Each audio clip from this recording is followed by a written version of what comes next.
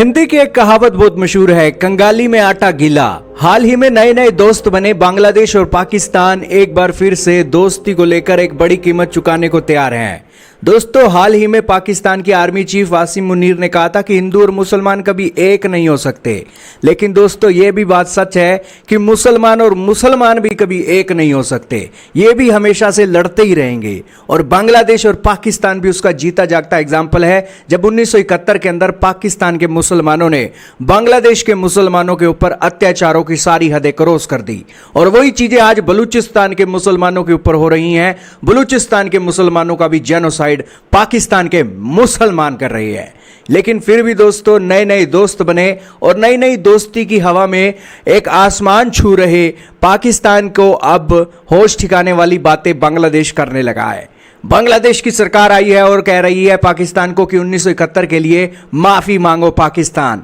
दोस्तों, 15 सालों के बाद पाकिस्तान और बांग्लादेश के बीच में फॉर्मल बातचीत शुरू हुई है और बहुत जल्द पाकिस्तान का विदेश मंत्री बांग्लादेश के अंदर भी दौरा करने वाला है। इसी के बीच बांग्लादेश के अंदर जो ऑफिशियल्स हैं पाकिस्तान के, वो पहुंचने लगे थे और इसी दौरे के बीच बांग्लादेश के अंदर उनके जो फॉरेन सेक्रेटरी हैं जासिमुद्दीन, उन्होंने पाकिस्तान के काउंटर पार्ट को अपनी एक स्टेटमेंट के अंदर कहा कि बांग्लादेश आज $4.32 बिलियन पाकिस्तान से मांगता है एज ए कंपनसेशन के तौर पर, जो बांग्लादेश के ऊपर एक एसेट्स का जो बंटवारा है वो सही तरीके से नहीं किया।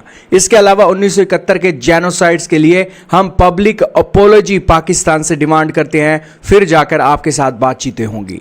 क्योंकि दोस्तों, बांग्लादेश अब आजाद हो चुका है। कौन जानता है दोस्तों, बांग्लादेश की आजादी को देखकर कल को बलूचिस्तान भी इस तरीके से आजाद हो जाए और बलूचिस्तान भी पाकिस्तान की फौज को कहे कि हमें भी आपसे अपोलॉजी चाहिए और हमें भी आपके एसेट्स का बंटवारा चाहिए।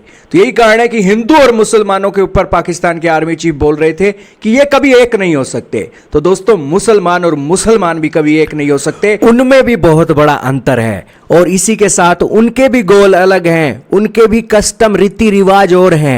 यही कारण है कि पाकिस्तान टूटने की कगार पर पहुंचने वाला है पाकिस्तान की आर्मी चीफ की स्टेटमेंट की तरफ से।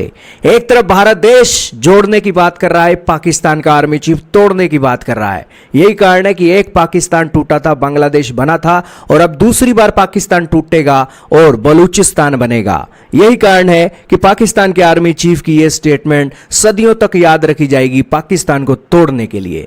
खैर दोस्तों, पाकिस्तान के लोग और आर्मी चीफ रायता फैलाने के लिए जाने जाते हैं और एक बार फिर से उन्होंने अपनी स्टेटमेंटों के चलते रायता फैलाना शुरू कर दिया है। अच्छा होगा कि दोस्तों ये कमेंट ना ही करें, पाकिस्तान के आर्मी चीफ को यह समझ जाना चाहिए।